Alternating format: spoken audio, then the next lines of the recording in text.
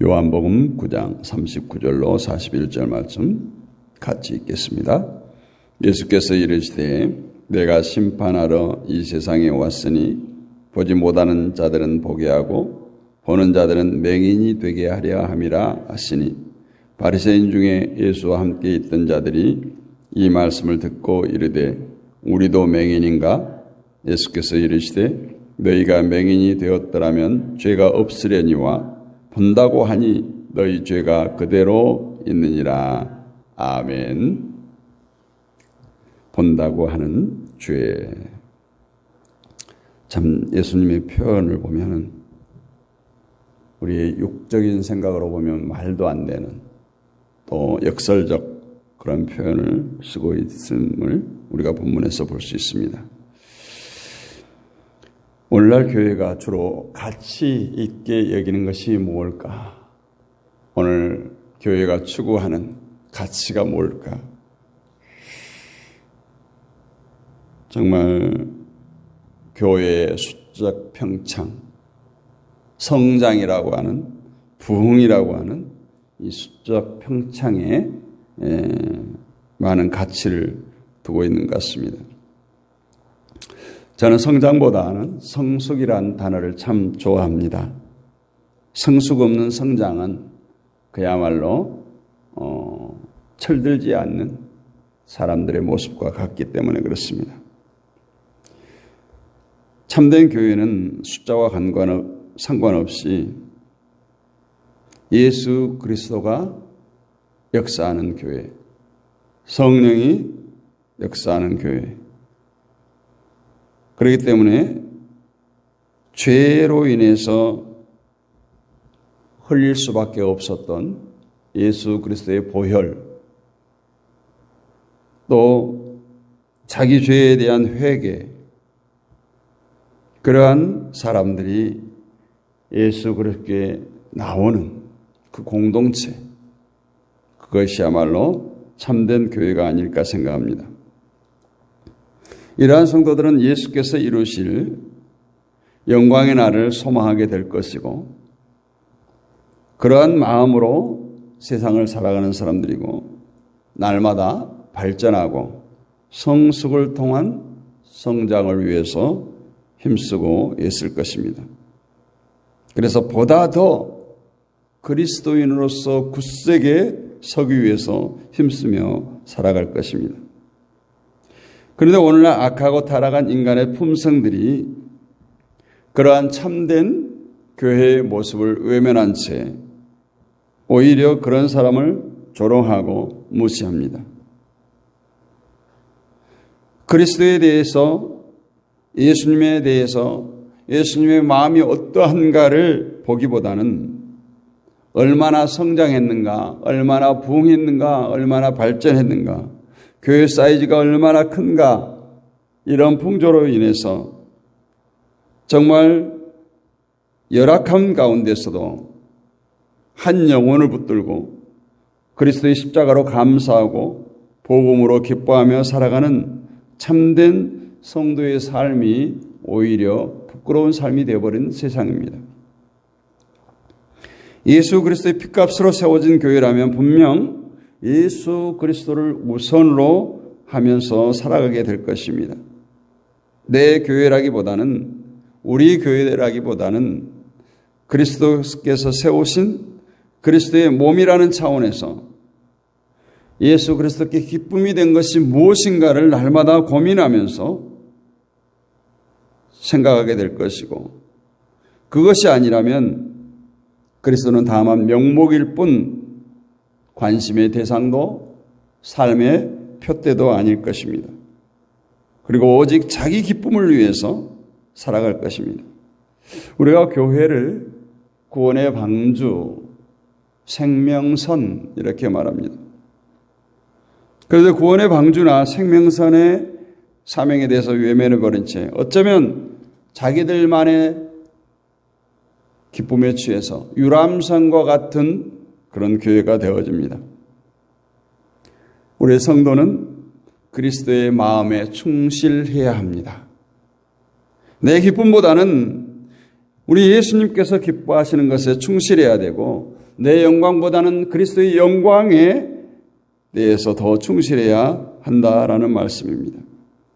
그것이 곧 그리스도인이죠. 그리스도인. 예수님 때문에 존재하고 예수님으로 살아가는 것이 곧 성도이기 때문에 우리는 항상 예수 그리스도께서 원하신 것이 무엇인가에 관심이 있어야 합니다. 오늘 본문에서도 우리는 그리스도의 마음이 어떤 것인가를 볼 수 있어야 합니다. 본문은 소경을 고치신 예수님의 의도가 무엇이었는가를 잘 보여주는 말씀이기도 합니다. 오늘 예수님은 소경의 눈을 뜨게 하는 것이 목적이 아니라는 거예요. 물론 1차적인 목적이겠죠. 그러나 최종적인 목적, 오늘 소경의 눈을 뜨게 하는 목적은 스스로 본다고 하는 바리새인들을 책망하는 것이 목적입니다. 그래서 오늘 41절에서 그렇게 말합니다. 예수께서 가라사대 너희가 소경되었다면 죄가 없으려니와 본다고 하니 너희 죄가 그저 있느니라. 이 말씀을 하기 위해서 소경을 찾아오시고 소경의 눈을 뜨게 하셨다는 거예요. 다시 말하면 예수님은 소경을 내세워서 바리새인 너희들이 곧 죄 있는 자들이고 그들의 죄가 무엇인가를 지금 깨우치고 있는 것입니다. 이것을 보면 소경의 눈을 뜨게 하신 것으로 끝난 것이 아니라 나아가서 인자로 오신 예수님을 믿게 하신 것, 예수님의 일이 소경 한 사람을 구원하기 위한 것이 아니었음을 우리가 볼 수 있습니다. 다시 말하면 하나님께서 하시고자 하신 일을 예수님께서 하신 것이죠. 이것은 오늘을 사는 우리 성도들에게 중요한 문제라고 말할 수 있습니다. 우리들이 예수를 믿게 된 것은 내 한 사람의 구원을 위한 것이 전부가 아니라는 거예요.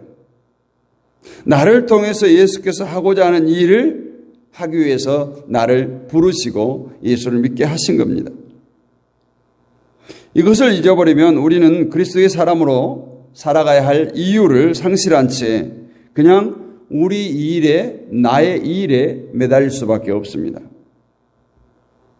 그러면 바리새인에 대한 예수님의 책망이 어떤 것인지 오늘 살펴봅니다. 39절을 보면 예수께서 가라사대 내가 심판하러 이 세상에 왔으니 보지 못하는 자들을 보게 하고 보는 자들은 소경되게 하려 함이니라 하시니, 이 말씀을 보면 예수님께서 세상에 오신 이유를 세상을 심판하기 위해서라고 합니다. 그런데 예수님이 말씀하신 이 심판은 우리가 흔히 생각하는 심판과 다르다는 것을 알 수 있죠. 대다수 사람들은 심판을 인간의 죄에 대한 신이 주는 벌, 이렇게 생각합니다. 그리고 이 벌은 어떤 재앙으로 이어질 것이다 상상하죠. 결국 사람들은 심판을 하나님에 대한 뭔가 잘못한 것이 있을 때 재앙을 내리는 것, 벌 주는 것으로 상상합니다. 이런 생각으로 인해서 사람들은 한 가지 착각을 하게 되는데, 아무 일 없이 편안하게 잘 살아난 것을 심판이 없는 것으로 여긴다라는 거예요. 그러다 보니 악인의 형통함을 부러워하기까지 합니다. 여러분, 우리가 주의해야 될 것이 있어요. 내가 죄를 많이 지어요. 아니, 죄가 아니라 내가 하나님의 뜻대로 살지 않은데도 내게 아무런 고난이 없어요. 그건 축복이 아니에요. 내가 죄를 짓고 세상을 향하고 하나님의 뜻과 정반대의 삶을 사는데도 내 삶이 형통하다. 그건 축복이 아니에요. 그러니까 점점 어떻게 됩니까?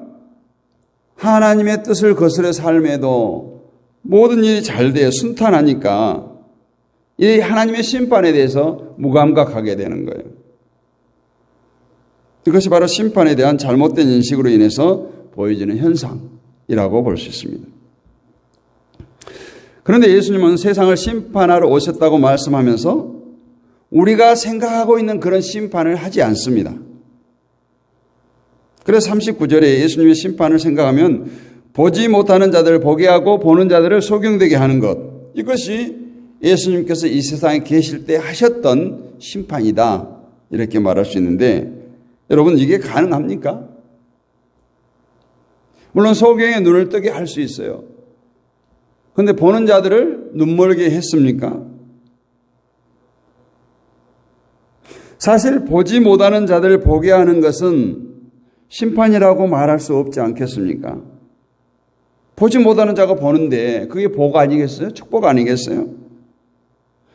이것을 심판으로 말하는 것은, 심판은 죄 지은 자에 대해 어떠한 재앙이나 벌을 두고 말하는 것이 아니라 옳고 그름에 대한 판단을 오늘 예수님은 내가 심판하러 왔다, 이렇게 말씀하고 있습니다.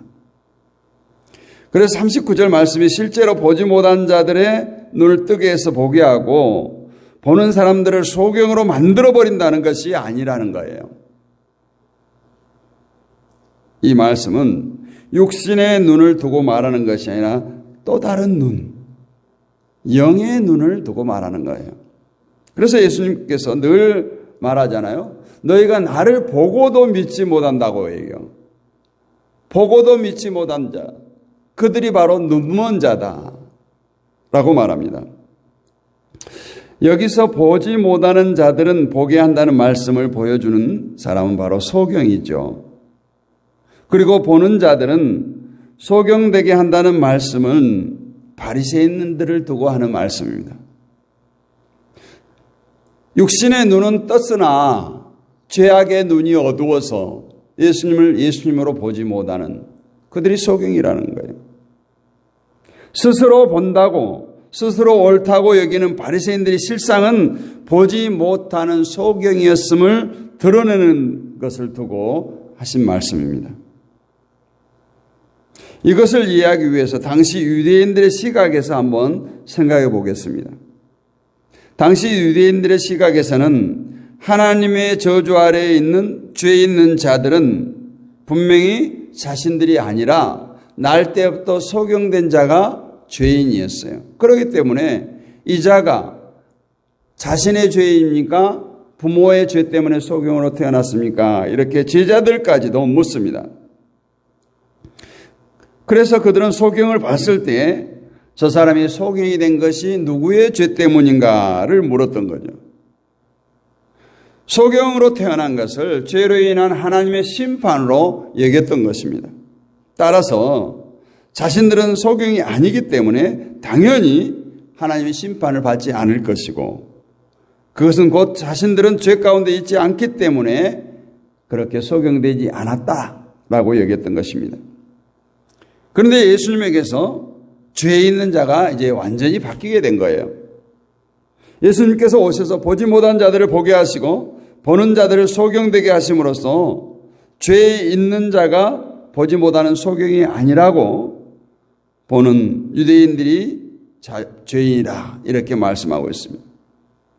결국 죄가 있다 없다는 것은 소경인가 소경이 아닌가 외적인 문제로 판단하는 것이 아니라 보느냐 보지 못하느냐, 다시 말하면 예수님을 보느냐 예수님을 보지 못하느냐, 영적인 눈을 가졌느냐 갖지 못하느냐, 이것으로 판단되어짐을 말씀하고 있습니다. 오늘 소경의 눈을 뜨게 하심으로써 눈에 보이는 세상을 보고 또한 그런 보지 못하는 차원이 아니라 오늘 이 소경은 인자로 오신 예수님을 보았어요. 이제까지 세상에 아무것도 보지 못했던 소경으로 살다가 눈을 뜨고 나서 예수님을 보게 된 거예요. 유대인들이 소경을 볼 때는 소경은 죄 있고 나는 죄 없다는 시각을 가지고 있었어요. 이것이 바로 우리가 조심해야 할 부분이에요. 우리는 나보다 못하다고 여겨지는 사람이 등장할 때 분명히 나는 저 사람보다 낫다라는 생각합니다. 나는 저 사람보다 괜찮아. 나는 저 사람보다 믿음이 좋아. 그런데 예수님은 그러한 많은 생각들을 죄 있는 것으로 심판해 버린다는 거예요. 심판에 대한 예수님의 말씀을 듣고 바리새인 중에 어떤 사람이 그러면 우리도 소경인가? 나도 소경인가? 묻습니다. 바리새인들이 이러한 질문을 하게 된 것은 보지 못하는 자들을 보게 하고 보는 자들은 보지 못하게 한다는 말씀 때문에 그러면 우리도 소경이란 말인가? 이렇게 반문하고 있어요. 이 말씀에서 분명 복이라고 말할 수 있는 것은 보지 못하는 자가 보게 되는 것입니다. 그러므로 바리새인들이 스스로 소경이라고 인정하지 않으면서 우리도 소경인가 이렇게 묻는 것은 우리도 복을 누릴 수 있는 사람들인가라는 의미의 질문이에요. 이들은 항상 자신들을 복받을 사람으로 여기고 있어요. 그러면 우리도 소경이어서 우리도 예수님이 말하는 그 복을 받을 사람들인가? 이렇게 질문한 겁니다. 이러한 바리새인에 대해서 오늘 41절에서 예수님은 이렇게 결론적으로 말하고 있어요. 너희가 소경이 되었다면 죄가 없으려니와 본다고 하니 너희 죄가 그저 있느니라. 이 말씀에서 죄 있는 것과 죄 없는 것이 무엇인가가 드러나고 있죠. 죄 없는 것은 소경된 것이고 죄 있는 것은 스스로 본다고 하는 것이 죄 있다라는 거예요. 그러면 왜 본다고 하는 것이 죄가 있는 것입니까? 오늘 예수님께서 이 표현이 중요합니다.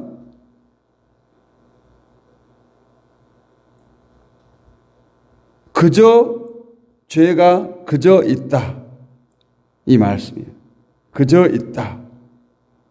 이 말의 표현은 아직 죄의 문제가 해결되지 못했다는 거예요. 죄의 상태가 계속되어진다고 또 그것이 멸망으로 향해 달려가고 있다는 뜻이겠죠. 그러므로 죄가 그저 있다는 예수님의 말씀이야말로 바리새인들을 심판하는 말씀입니다. 그리고 예수님께서 오심으로써 죄의 기준이 잘못되어 있는 세상에 무엇이 죄가 있는 것인가를 깨우쳐주는 말씀입니다. 제대로 드러나게 된 거예요. 따라서 예수님이 오심으로 죄와 상관이 없다고 여겼던 자들이 곧 죄 있는 자로 판단된 것, 이것이 바로 예수님의 심판이었습니다. 오늘 본문에서 표현을 자세히 들여다볼 필요가 있는 것이 죄가 그저 있다. 우리에게 죄가 그저 있는가를 봐야 돼요. 이 말씀은 죄가 아직 해결되지 않았다라는 것입니다. 그 이유가 무엇이겠어요? 죄를 해결하실 분은 오직 어린 양으로 오신 예수님 뿐입니다.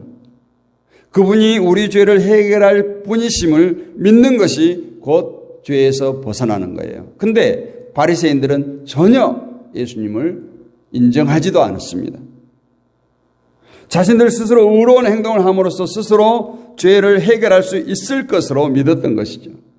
그러니까 그들은 예수님에게로 나갈 필요가 없었고 자꾸 예수님과 충돌합니다. 자기의 모든 의가 자신들이 쌓아왔던 그 전통적 관습이 다 필요 없어지기 때문에. 그러면 오늘 말씀에 소경되었다면 죄가 없다. 소경이 되었던 자는 죄가 없다는 말은 무슨 뜻일까요? 예수님께서 소경의 눈을 뜨게 하실 때에 눈에 진흙을 발라서 실로암으로 보냈습니다. 이것은 너희는 씻을 것이 있다라는 거예요. 실로암은 무슨 뜻이라고 했어요?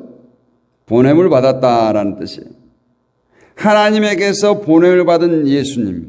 이렇게 보면 소경의 눈을 씻기 위해 실로암으로 가는 것은 씻을 것이 있는 더러운 자가 하나님께로부터 보냄을 받은 예수께 나와야 한다는 것을 의미하고 있어요.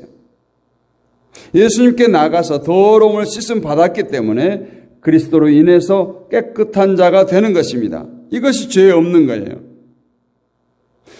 사람의 어떤 행동과 아무런 상관없이 오직 예수 그리스도로 인해서 죄 씻음을 받고 죄 없다는 선언을 받게 된 것입니다. 이것이 복이에요.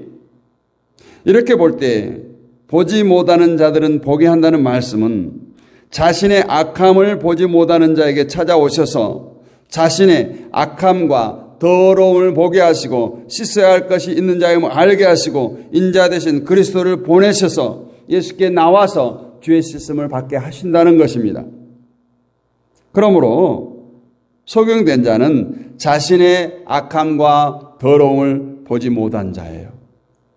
그들이 바로 유대인들입니다. 그래서 예수님께서 바리새인들에게 죄가 그저 있다 말씀하신 것은 어린 양으로 오신 예수님을 보지 못한다는 것을 뜻합니다. 어린 양으로 오신 예수님께서 저들의 죄를 위해서 대신 죽음으로 그들이 영원히 산다는 이 사실을 모르는 바리새인들, 유대인들은 이것으로 그들의 죄는 여전히 있다라고 말씀합니다. 그러므로 어린 양의 피로써 영원한 생명을 얻는다는 것을 마음의 법으로 두고 사는 성도는 죄 없음을 선언받습니다. 따라서 예수님을 믿는 자들의 고백은 십자가의 어린 양의 피로써 영생을 얻었다는 것이 바로 우리 신앙인의 고백이 될 수밖에 없습니다. 그리고 모든 관심은 이제 세상에서 그리스도께로 향하게 될 것입니다. 그리스도가 마음의 법이 되어서 모든 일에 있어서 이것이 그리스도께 기쁨이 되는가 묻게 될 것이고, 만약 그리스도의 법이 마음에 있지 않고 아직도 세상 가운데 있다면 그리스도를 생각은 하지만, 고백은 하지만 살아가는 것은 오직 내 방법을 따를 수밖에 없습니다. 겉으로는 예수님을 내세우지만 실상은 자신의 영광과 자기 이름과 자기의 기쁨을 위해서 살아가는 것입니다. 그러면서도 자기의 불의함을 보지 못할 수가 있다는 거예요. 그것이 바로 눈은 떠 있으나 소경된 자의 모습입니다. 이 아침에 예수님의 피의 공로를 다시 한번 깊이 생각하면서 예수님 말씀의 법이 나를 통치하고 낯을 다스리고 나를 붙들고 있는가를 깊이 생각하면서 오늘도 정말 소경된 자가 예수님의 긍휼, 예수님의 은혜를 사모함같이 우리의 죄를 들여다보고 우리의 죄 씻음을 위해서 날마다 예수님께 매달리는 저와 여러분이 되시기를 주님의 이름으로 축복합니다. 걸어가신 아버지 하나님 은혜를 감사합니다. 이 한 주간도 새벽을 깨우게 하시고 승리케 하신 하나님을 찬양합니다. 주여, 이 새벽에도 함께 깨어 기도하는 예배하는 주의 백성들을 기억하여 주옵소서. 이 새벽에도 말씀을 들었습니다. 아버지 하나님, 우리의 영의 눈이 활짝 열려지기를 원합니다. 아버지 하나님, 우리의 죄악된 모습들이 낱낱이 드러나기를 원합니다. 우리의 죄에 해결하실 분은 오직 예수 그리스도밖에 없음을 깨닫게 하시고, 나의 죄 때문에, 우리의 죄 때문에 십자가에서 물과 피를 다 쏟으신 주님의 그 은혜를 이 새벽에도 깊이 묵상하게 하여 주옵소서. 세상에 눈에 보이는 것들로 부러워하지 않게 하여 주옵소서. 아버지, 세상에 눈에 보이는 그 유혹에 끌려가지 않게 하시고 오직 주님만 붙들게 하여 주옵소서.